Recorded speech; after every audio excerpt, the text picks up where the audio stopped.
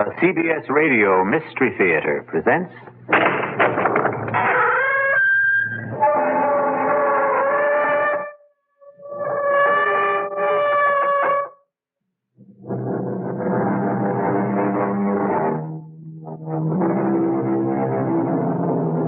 Come in. Welcome. I'm E.G. Marshall. Welcome to the fear you can hear. Welcome to the world of terrifying imagination.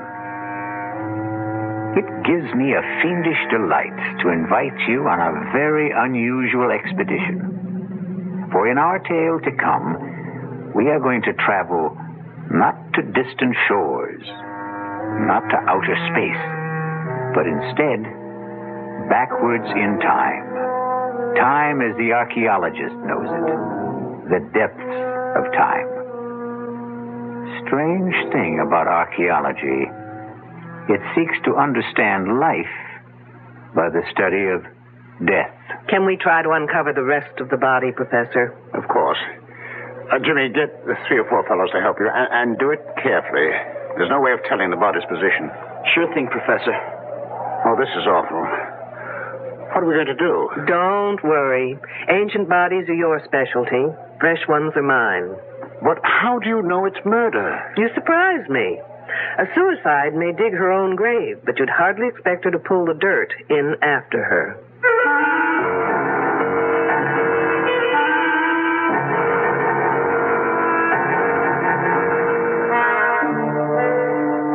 Our mystery drama, Dig Me Deadly, was written especially for the Mystery Theater by S.J. Wilson and stars Louise Larrabee. It is sponsored in part by the Kellogg Company, makers of Kellogg's Special K cereal. I'll be back shortly with Act 1. And now another tale of the ball and chain. At Kellogg's Special K presents Last Tango in Pittsburgh. There I was at Raoul's All Night Tango Lounge. My little orchid, will you tango with me? It was Raoul.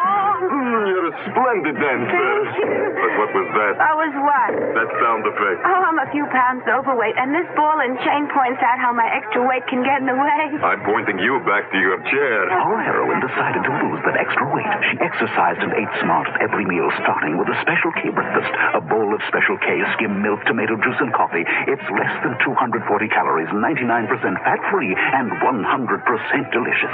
After a while, she was rid of the ball and chain and back at Raoul's. Darling, you're looking fantastic. What a happy ending. What ending? We're just getting started. Raoul, get lost. Your happy ending could begin with the Kellogg's Special K breakfast. And that's another tale of the ball and chain. Frank Lieber with a special announcement exclusively for Radio 1080 listeners. Metroplex Tire and Appliance stores are offering a front-end alignment that's guaranteed to last for 5 years or 50,000 miles. A regular $20 value, but just for our listeners, the price is, you guessed it, $10.80. $10.80 for most American cars. And the guarantee is good nationwide, but you must ask for the Radio 1080 special at Metroplex Tire and Appliance. In Carrollton at Beltline and Josie Lane, in Town East at Town East Boulevard and Gus Thomason Road. Ask for the Radio 1080 special at either location, and for just $10.80, you'll have your car's front-end alignment taken care of for the next 5 years or 50,000 miles. And at no extra charge, your 2 front tires will be expertly balanced. Metroplex Tire and Appliance in Carrollton and Town East. And watch for their new location opening soon at 4102 Lemon Avenue, just 3 blocks north of Oak Lawn.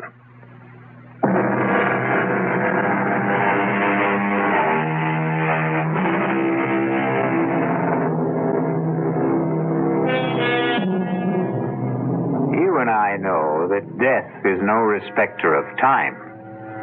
It often comes unbidden, unexpectedly, even fiercely and murderously.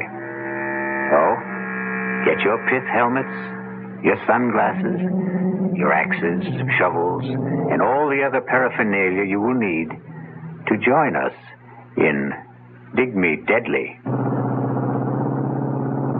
Young man, why aren't we on a road? Why do we have to cross the desert? Because it's the fastest way to where we're going, Detective Scrubshaw. Not Scrubshaw, Trubshaw. Trubshaw. Detective Claudia Trubshaw.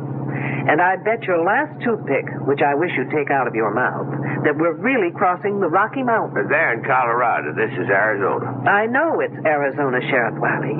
It's where I came to spend my vacation with my sister before you showed up with all your hornswoggling. Oh, ma'am, I did no such thing. Now, what else would you call it? I came here to get away from L.A. and all that smog and to breathe in the pure, fresh, clean air of Tucson. Now, thanks to you, I've got more sand in my mouth than the whole Sonora Desert. That's Mexico. This Arizona. I've got news for you. It's left Mexico and settled in my lungs. Now, do you mean to tell me that in the entire state of Arizona there isn't a police officer, anybody who can cover this case, that you had to drag me into this no-woman's land? Those are my orders, ma'am. But why would my boss in Los Angeles assign me to an Arizona case? Well, I guess he knew you were in the neighborhood. That makes as much sense as kissing one of those cactuses. They're called saguaros. Now stop changing the subject. Now, will you tell me where we are going? Like I said, west of Naco. Good for you. You have advanced to the next plateau.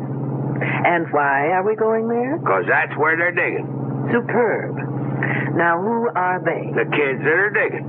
Wiley, did you ever have your IQ tested? Not since I know. Well, don't. It's probably lower than Death Valley. And I know that's in California. Now, why are they digging? For dead bodies, I think. Stop this car at once. Well, what's wrong, Detective? Now, I'm not riding another minute until you tell me what this is all about. Well, what more do you want to know? Why I'm sitting in this rolling junk heap on my way to West Naco or wherever. Well, there are these kids there. What kids? These kids from some school near L.A. Every summer they come and they dig up things. They're supposed to be real old. In other words, students working on an archaeological dig. Never could pronounce that word. Forget the pronunciation. Just try and make some sense. Well, a few days ago, I am sitting in the sheriff's office when this here girl comes by. Excuse me. Sure, miss. Come on in. Is the sheriff here? Well, the truth is, there is no sheriff. Then who's in charge? Well, I guess I am. Sort of deputy sheriff, you could say, and name is Wiley. I'm looking for help. That's why I'm here. What can I do for you? But you're not a real sheriff. Well, I don't get paid for it, but they give me the badge. Why don't you try me? I'm one of the students working at the Broadfields. The dig? Why don't you sit down? And there's some trouble there. And what kind of trouble? Well, it's just it. I can't tell exactly, but someone's following me. Wherever I go, I have the feeling someone right behind me or hiding and waiting to do something to me. Something terrible. Isn't there anyone in charge? Well, Professor Wilkerson, but he says I'm imagining things. Well, now, have you ever really seen anyone following you? No, but only the other day someone went through my bureau and my luggage. And are they messing? No, but things were all messed up. Now, what's your name? Rogers. Edith Rogers. Miss Rogers. Now, do you have any idea why somebody'd be tailing you or looking through your things? I think someone's trying to kill me. Kill you? Hey, that's serious. Why would anyone want to do that? Because they're afraid of me, scared of what I could do. Well, you don't look like you could trouble a horned toad. What are they scared of? Well, you see, no, I can't tell you. If they found out I came here, they'd do it faster. Anyway, you can't help me. Maybe nobody can. Wait a minute. Wait there.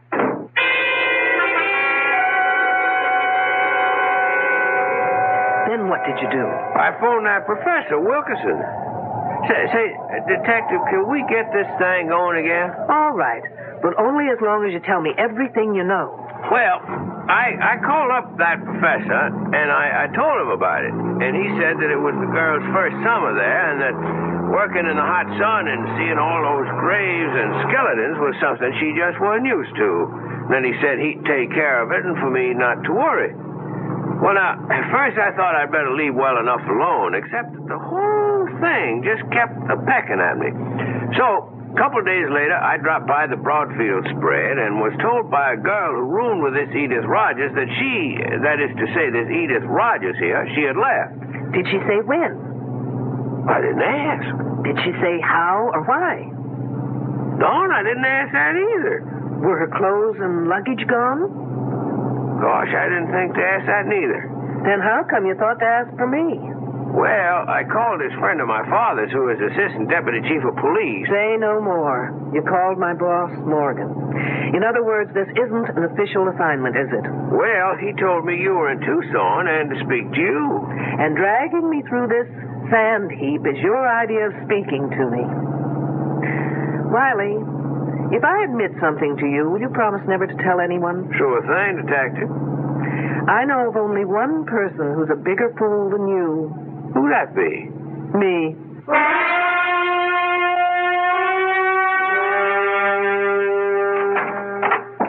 Detective Troopshaw? I'm Julian Wilkerson. One of the students tells me you'd like to see me. Only in an unofficial capacity, Professor. If you can be of assistance, fine. If not, I'll understand.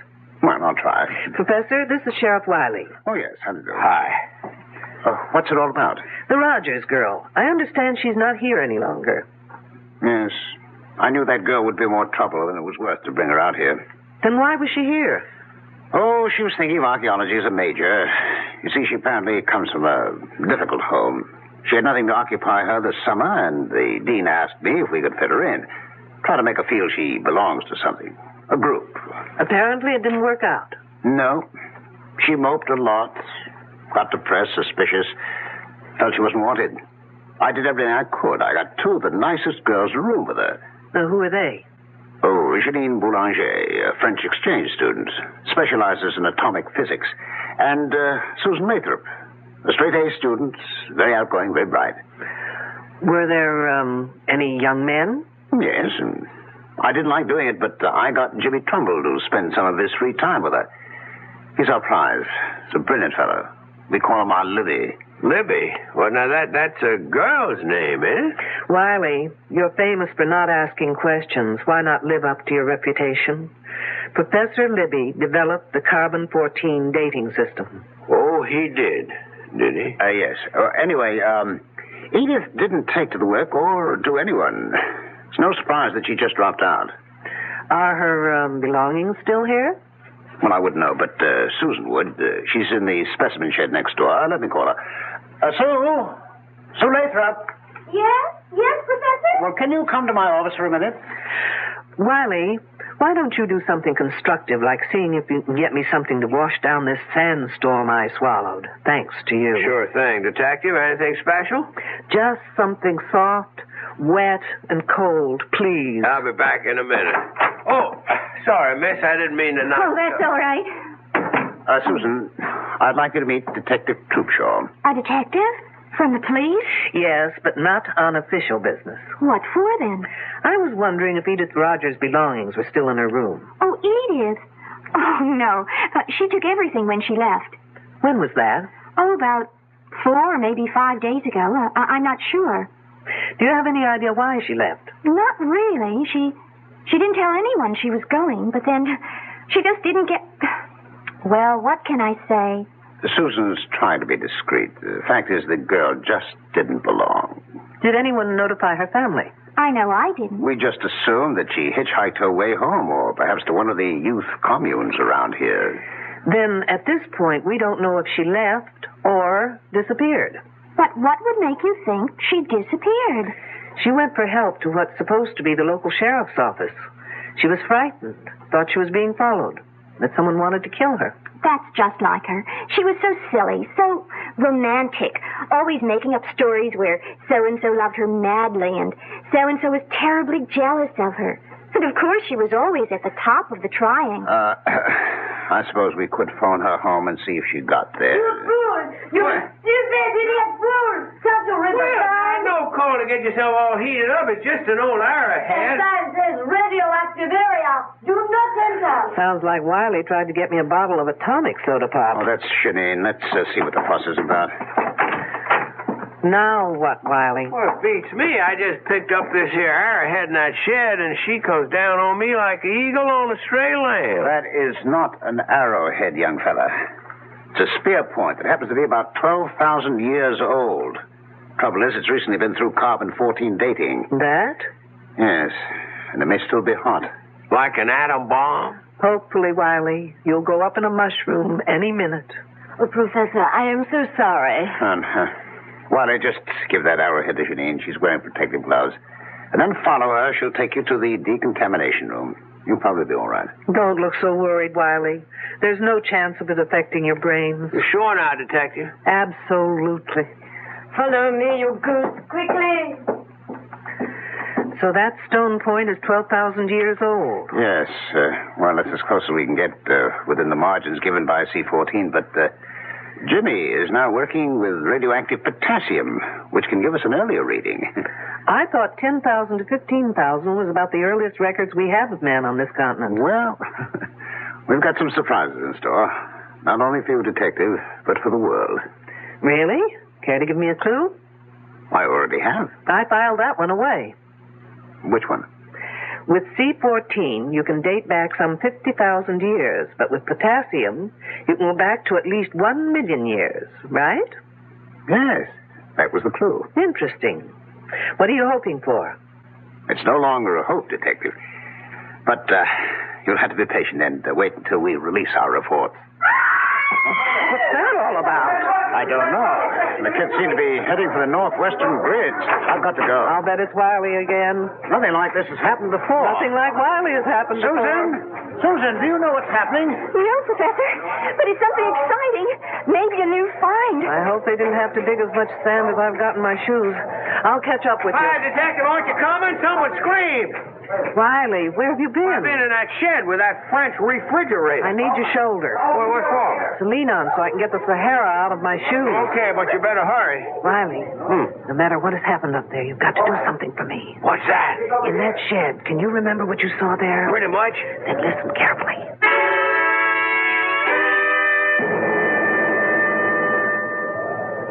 Oh, bon Dieu, it's a woman's hand. And I know whose it is. By the ring. The silver band.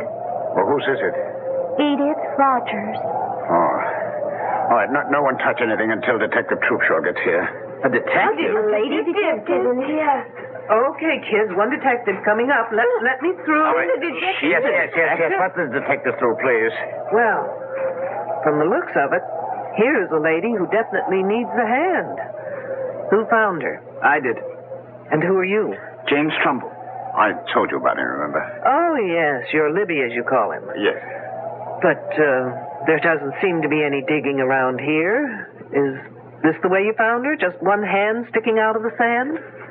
No. I was on my way to the datum point to figure out what the next grid would be when I passed this place and noticed that someone had been digging around here. The sand wasn't as flat as the surrounding area and not as compact. So I began to brush away the top layer until I uncovered this one hand. Professor, have I your permission to supervise this matter until I get official regulations? Well, yes, of course. Thanks. Has anyone been able to identify the hand? Susan, she said it is Edith Rogers. What makes you think that? The silver band. I was with her when she brought it in town a couple of weeks ago. She bought a silver wedding band? I asked her why, and she said she expected to be married very soon. It just sounded like one of her crazy stories, so I forgot about it. I see. Well, rings have been known to change fingers. Can we try and uncover the rest of the body? Of course. Jimmy, get 3 or 4 fellows to help you. Do it carefully, please. There's no way of telling the body's position. Sure thing, Professor. Oh, this is awful. What are we going to do? Don't worry, Professor. Ancient bodies are your specialty. Fresh ones are mine. Yes, but this is liable to stop our work. This place will be crawling with police, newsmen, television crews, what all. Really? Why? Isn't murder a little too common to rate that kind of attention? But how do you know it is murder? Miss Lathrop, you surprise me. A suicide may dig her own grave, but you'd hardly expect her to pull the dirt in after her. Pit's very shallow, Professor. I don't think we should use shovels. Shall we use the brushes from here? Sure, but let's get a move on, eh? Ah! Look! The hand! It's attached attached only to bones, to a skeleton. Oh, no, I've never seen it. Oh, now, will you all stop crowding? You'd think this was a Hollywood opening. Well, Janine is right. There is no body. The hands are attached to a skeleton.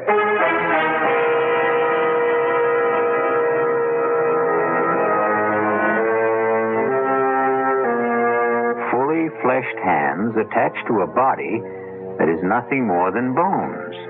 A skeleton. You know, Mother Earth is very miserly about giving up her secrets. But little by little, man has dug them out of her. But never before has there been this kind of puzzle, in which the hands belong to the present and the body to the past. We'll be back shortly with Act Two. Hi, I'm Hal Linden. There's a lot of talk these days about America's energy crisis. Talk about doing without heat, about doing without our cars, about what's going to happen if we run out of fuel. Well, we may not have to run out of fuel if we all work together to conserve the fuel we have. That means turning your thermostats down to 68 degrees during the day and turning them down to 60 at night. It means turning off lights, TV sets, and electrical appliances the minute we're finished with them. It means driving no faster than 50, starting or joining carpools, avoiding the kind of stop-and-go motoring that eats up gas by the gallon. In short, it means saving every ounce of energy we can, every chance we get. So please, do your part to make the fuel supply stretch a little further. For your own sake, don't be selfish. Don't be foolish. Don't be fuelish. This message from the Federal Energy Office and the Advertising Council.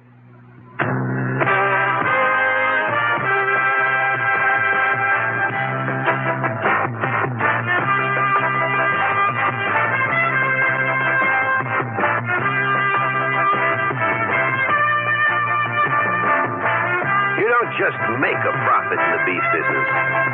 You work for it. Working to keep your feeders out of a growth slump. Fighting the diseases and everyday stress that threatens your herd. And always sweating it out with a tight profit margin. Through it all, one name is there to help you. Jeremiah. When the going gets rough, nothing works harder, more ways, to give you the kind of protection you need. Depend on it. From Pfizer.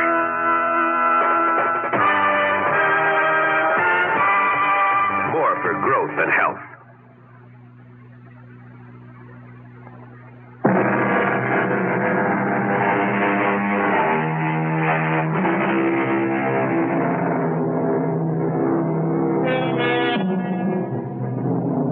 We return to our dilemma. The question is, what is a bunch of young, bright college students going to do about a body that has fully fleshed hands attached to the bones of a skeleton? And what is our lady detective, Claudia Troubshaw, going to do with this seemingly improbable corpse? Yes, Captain. You've got to tell me under whose jurisdiction this case belongs. No, there is no local police department. The hands may be the Roger girls, but the body, wait till you get this, it's a skeleton, and the professor tells me it's over 2,500 years old. Stop yelling. I know it sounds crazy, but they just did a C14 test on one of the bones, and that's the result. 2,500 years old. But not the hands. Whose case is it, I want to know? Mine? Why mine? Well, will you get in touch with the FBI at once? No, I can't use anyone here to help me that's already here. Why not? Because they're all under suspicion, that's why not. Lunkhead.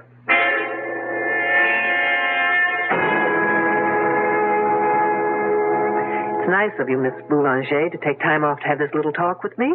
Professor Wilkerson said I should answer all your questions to the best that I can. Do you always do what Professor Wilkerson asks? Oh, yes, he is a marvelous man. He is so brilliant. I'm sure. Tell me, do you have many friends among the other students?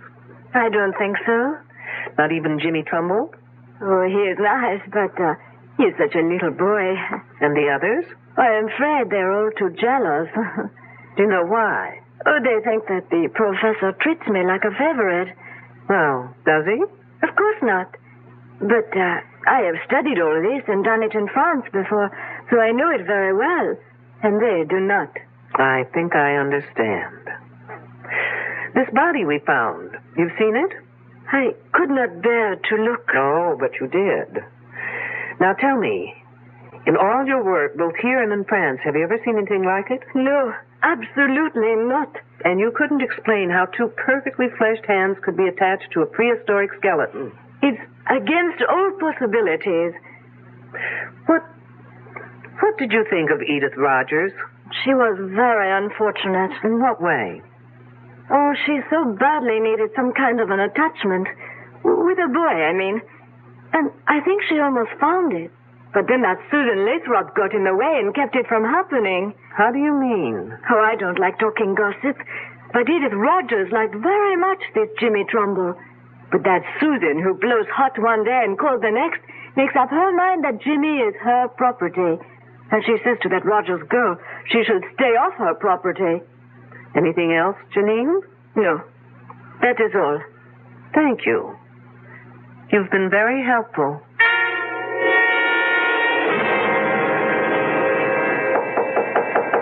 Come on in. Oh, hello, Jimmy. Hello, Detective Troopshaw. Professor Wilkerson says you want to see me. I have just a few questions that may or may not help clear up some of your problems.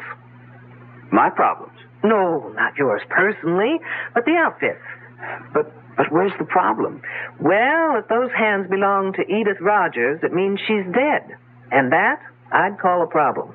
This whole thing's crazy. It's some kind of gag. I mean, it's not possible for a skeleton of someone who's been dead for over 2,000 years to have the hands of someone who was alive a week ago, or less. Did you see Edith Rogers about a week ago?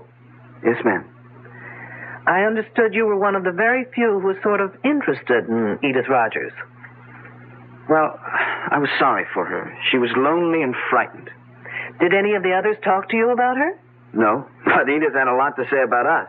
Can you give me some idea? Edith thought Susan was a fake, that Janine was phony, and the rest of us pretty silly digging away in over 100 degrees temperature.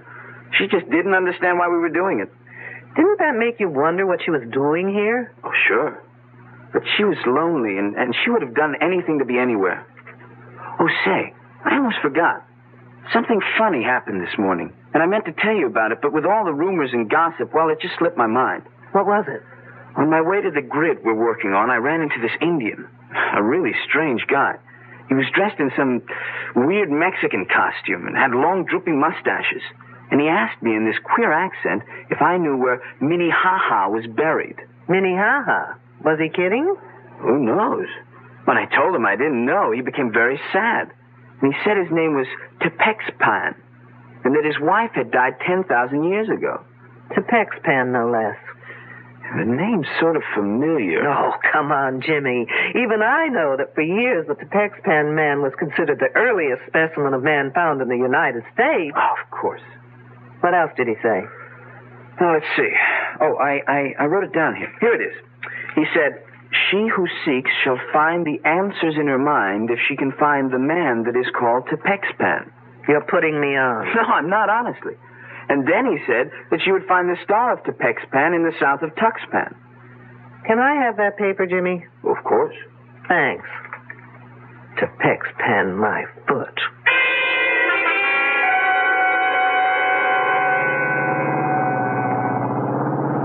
Wiley must be a genius to be able to drive this kidney buster. I can just about manage to keep the wheels straight. Now, where am I? Tuxpan. Ah, here it is, Tuxpan Avenue. Now turn south. How am I supposed to find the building? The Star of Tuxpan. Ah, lo and behold, a building with a star over the door.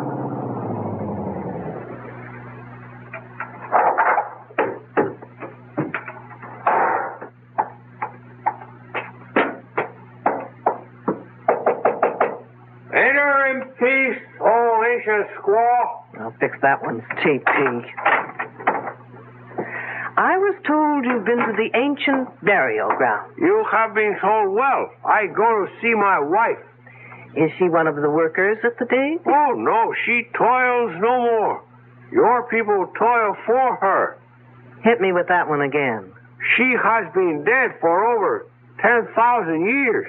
I thought it was 2,500. But what's a few years in a romance that's lasted that long, right? Her spirit gives me many answers to my prayers. Do the answers to mine happen to be among them? Well, if you open the pouch, I will place a magic message within. Gracias, senor. It is but the will of the gods that I obey. Incidentally, Senor Tepexpan, the next time you speak to the spirits of the gods, find out the name in Indian for fruitcake.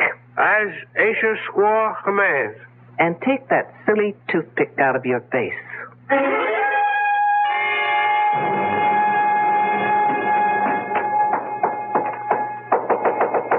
Who's there? Shirley Holmes. Who? Oh, it's you, Detective. I was just being cute, Miss Lathrop. Shirley, Sherlock Holmes, get it? What's there to get cute about? I see you're packing. I'm leaving. I'm sorry, Miss Lathrop, but you're not going anywhere. Why not? Because everyone stays put until I get the answers to a thing or two. Such as? If the body we found yesterday was Edith Rogers... I told you it has to be Edith. They are her hands. Attached to a prehistoric skeleton. I don't care what the radiocarbon dating says. I was with her when she bought that wedding band. She didn't say anything about when she planned to get married. No. And you didn't ask? I thought she was clowning. So she impressed you as the sort of person who would clown about getting married?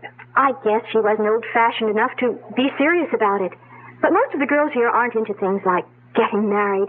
We don't have such hang-ups. And Edith Rogers was a square. Very square. You must have found it a bore to room with her. Frankly, she was a bit of a drag. How did Janine get along with her? They hardly spoke to each other. Because of Wilkerson? How did you know? Do you think either of them got anywhere with him? Janine was making points. Not that she's so hot, but her father's an important politician in France, and Wilkerson is impressed by that sort of thing. Ambitious, eh? Even at his age. Oh, come on, Miss Lathrop. He's not that old. Old enough to have a son who's in college. As a matter of fact, it was good old Edith Rogers who told me that. Did she tell you anything else? Nothing important. Have you ever seen anything like that body before? Never. Think hard. Maybe an experiment done on an animal in a lab or in the dating shed? No. Besides, I'm not allowed in the shed. Why not? I don't get to work on dating until next term. Oh, I guess I'll have to take my own advanced course with Professor Wilkerson. That's Janine. I was waiting for the second moccasin to drop. Let's go.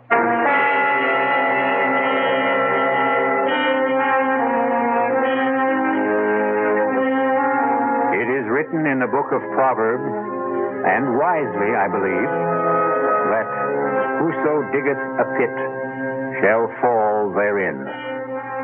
Our problem is that all our characters are diggers in pits.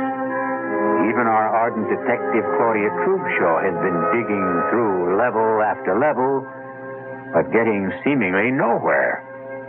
I'll be back shortly with Act 3. There's nothing wrong with drinking Budweiser sip by sip, is there? Well, the brewers of Budweiser think there's a better way. Sipping's fine if you're drinking wine. But Bud is the king of beers, a hearty drink. Look, rinse a 10 or 12-ounce glass with cold water.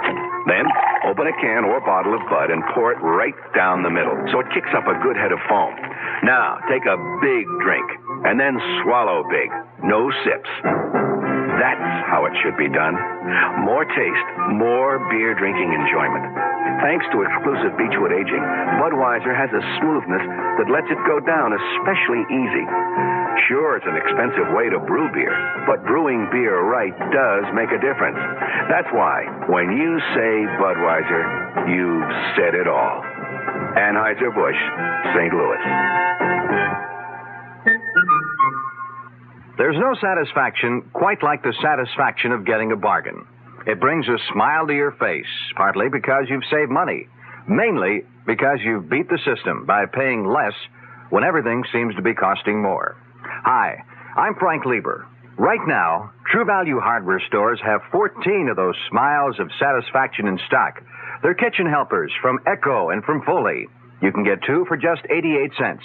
Choose a can and bottle opener, a fruit and vegetable slicer, or a serving fork, or get a nylon baster. Its tube is graduated for measurement.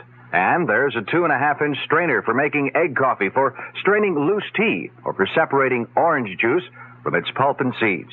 You can get 2 of these kitchen tools for just 88 cents. That should make you smile with satisfaction. You'll grin from ear to ear when you see the rest of the 2 for 88-cent bargains at the True Value hardware store near your home.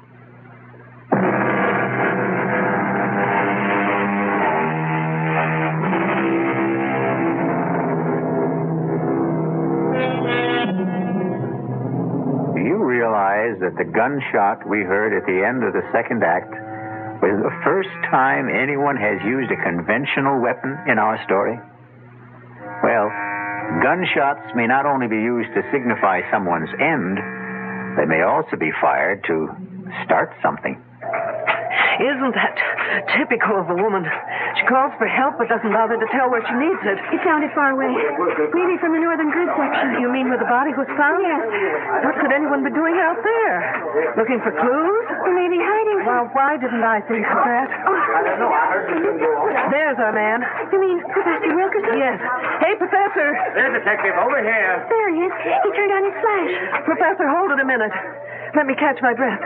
Did you hear Janine call? No, I was covering grid S42. We were working late there.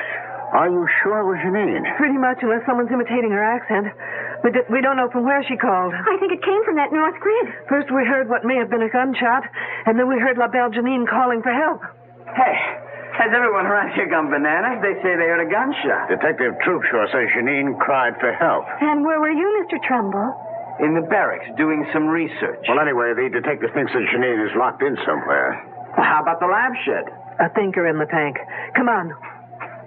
Who has the key to the shed? I do, but you'll have to wait out here. What for? I'll have to go in first to check on possible radioactivity inside. Just 1 second, Professor. Janine? Janine, are you in there? Yes, I am. Is it safe for us to come in? Yes. It is very safe. All right, I got my key here on. Oh, Professor. That girl faints easier than I can think. Janine, are you all right? Don't ask her. She'll say no. Get her back inside. Now, for the rest of you, please, stay out here. Don't go anywhere, anyone. Still planning to leave, Susan? She wouldn't let me. Besides, what difference would it make to you if I did? I'm just being friendly. Isn't it a little too late? What do you mean? Well, now that Edith Rogers is dead, do you think I'd be waiting around to catch you on the rebound? Look, I was just being kind to her. Kind? Isn't there a phrase about someone being killed with kindness? What are you getting at? Now listen, James Trumbull. Because Edith Rogers was a fool doesn't mean all girls are. No one ever said you were. Look, the only reason I took her out a couple of times was because the professor asked me to. Aren't you the obedient student? What professors say, Jimmy do. I don't know how else I can convince you. You can't. And if I were you, I wouldn't try. Look, you can count on my being fair and keeping quiet. I'm not out for revenge. But I'm also not about to stick my neck out for anyone, including you. I still don't know what you're getting at. I'm getting at who killed Edith Rogers.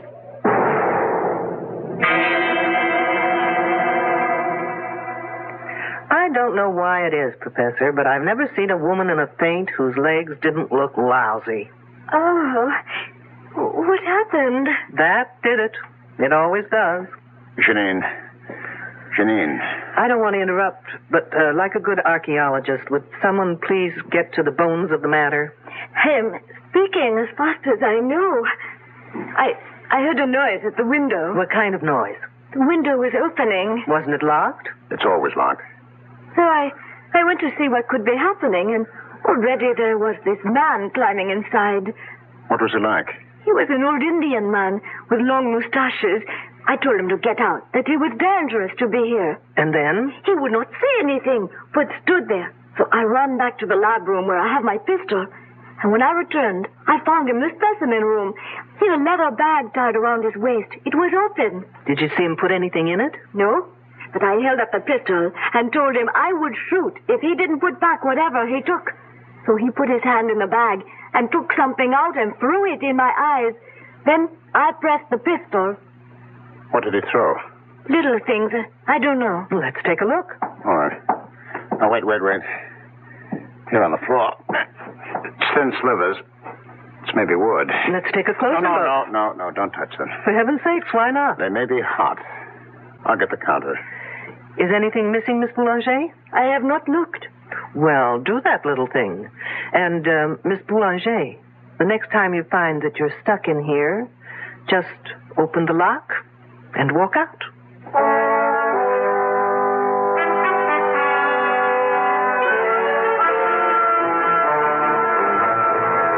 Okay, folks, time has come to stop playing games. What kind of games? The game where one hand washes the other. Now, since you've got seniority, Professor, we'll start with you. What kind of a game could I possibly be playing? Well, as a professor, you're a great show. As a poker player, you're stupid. Oh, really? You don't know how to bluff. Remember how you insisted that spear point Wiley took from the shed had to be radioactive? Well, you were lying. How dare you? When it comes to the truth, Professor, I'm very daring. That spear point was in perfect condition. If it had been dated, a piece of it would have had to be missing. How could you know that? What do you think they teach us at the police academy? Home economics? Now, putting it simply, the less carbon-14 in an object, the older it is, right? That is correct. And the older, the more valuable. Sure, that's what we're here for, to find evidence leading back to the first human being in America. And when you can't find it? Well, then you can fake it, can't you? What do you mean, Detective? There's no dating equipment in that shed. You are preposterous. Wait till you hear how preposterous I really am. Only 2 people have been allowed in that shed. You and Miss Boulanger. Yes, those are the rules. Well, a certain friend of mine broke those rules. Senor Tepexpan, if you please. Spencer, how about that? Now, if you'll just get rid of those tired handlebars from under your nose. Glad to. They sure itch. Wiley. You're serious? The one who asked me questions about Edith. Right. And he got into that shed not to take things, but to return them. Didn't you, Wiley? I sure did. But, what did you take that had to be put back? That old spear point and the nozzle on that machine. The head? The bombarding head? And I took them both to Tucson to have the experts there take a look at them. And they confirmed my best suspicions. Professor Wilkerson, you and Miss Boulanger were faking your specimens, making them older. That's one accusation I won't buy. You can always return it for credit when I open that department. Meanwhile, you were bombarding those specimens repeatedly, trying to get them to date more than 50,000 years. Professor, did you do that? I just can't believe it. Why not, Trumbull? You invented the machine. Well, only by accident. It was a fluke. And you told your esteemed professor about that fluke, and he told you to keep it under wraps. Yes, I did keep it under wraps. I never wrote a paper. Well, how'd they know about it in Tucson? Well, I sent them a report, but only for their opinion. Trumbull, you're a damn fool. You know, Professor, you're just plain not nice. Here we girls spend fortunes trying to keep young, while you try to make a fortune aging us. Which brings me to Edith Rogers. Of those present, only Wilkerson, Trumbull, and Miss Boulanger knew how to operate that machine. Oh, no, wait, no, No, wait, no, they wait, ought wait, to be wait, arrested wait. at once. You'd like that, Miss Lathrop, wouldn't you? It leaves your hands clean, so to speak. Now, listen, Detective, I had no reason. Getting her pregnant and being blackmailed to marry her isn't a reason? Come off, Professor. He did? The professor? Surprised, aren't you, Miss Lathrop? But why would I want to hurt that Edith Rogers? You knew she had something on the professor, else she wouldn't have been here. But when you heard about the wedding ring, you thought you just might lose not only your professor, but more importantly, that machine. I'm sorry. What's going on here? I'm all alone. So am I, Trumbull, when it comes to you. I can't figure what you had to do with all this. Well, he may not be that innocent. He did try and make time with Edith Rogers until she dumped him. Well, that's not true, Susan. You're calling me a liar? I think you and your two pals are all to blame for that girl's death. You all deserve to be murdered. And this time, Miss Lathrop, you'd do it properly, wouldn't you? What are you talking about? Trumbull, did you ever tell Susan here about the machine? Well, yes, sort of, but not how to work it. I hadn't finished it then. But she was smart enough to know how it could be used. You're just guessing. True. But then came the monkey wrench. Trumbull began dating Edith Rogers. I didn't care. Not until she bought that wedding band. Now, why would that girl buy her own ring? You know why. Because no woman would go to a doctor for that kind of an examination without the necessary decoration on her finger. What's that to do with me? While Janine thought it was the professor, you thought it was Jimmy Trumbull, who might be the father. First, you threatened Edith Rogers. But when Jimmy tried seeing her again, you took no chances of ever losing that machine, and you just removed her from the scene. You're crazy. Not crazy enough to use a machine I knew nothing about, because that's what you did. You know, your biggest mistake was in tying Edith Rogers' hands over her head before opening that machine full blast. Those hands were protected by the lead shield over her head. Of course. Only the lead shield could have saved those hands, kept them from dating back. The result?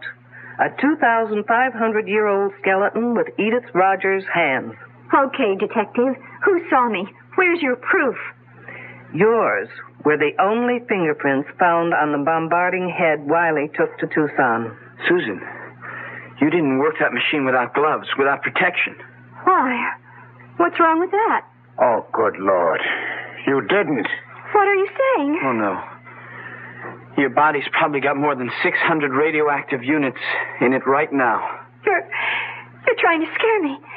It's not true. Susan, 400 units are fatal. Help me. Someone help me. Or I die. Help me. Help.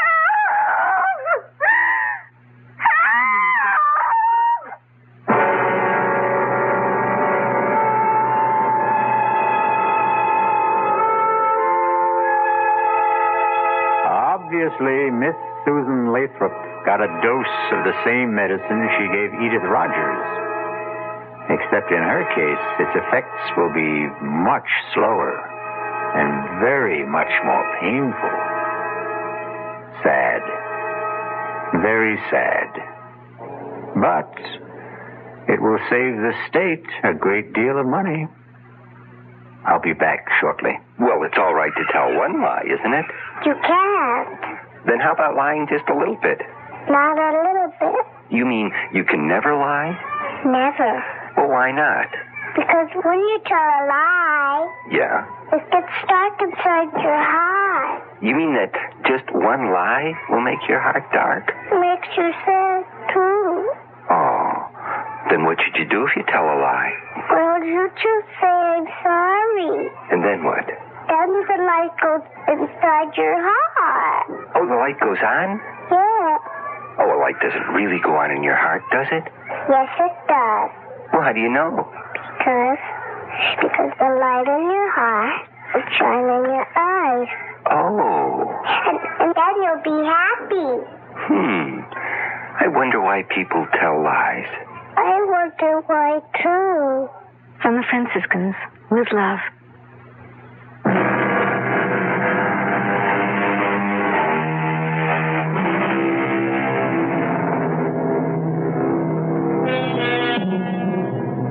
Here's a little thought to take to sleep with you. Never indulge in excesses. Eat moderately, drink moderately, and murder moderately. Our cast included Louise Larrabee, Mason Adams, Ralph Bell, Corinne Orr, Ann Costello, and Christopher Tabori. The entire production was under the direction of Himan Brown. Now, a preview of our next tale.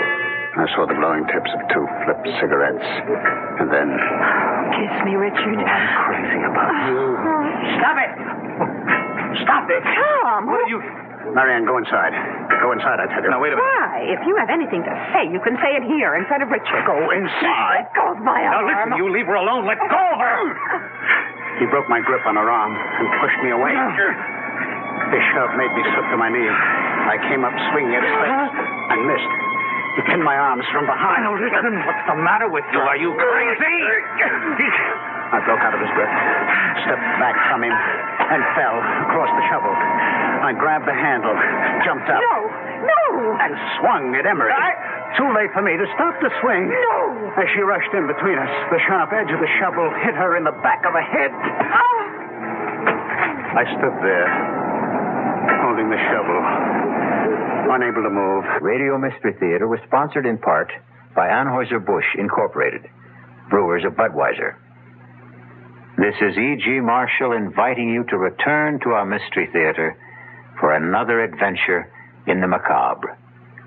Until next time, pleasant dreams.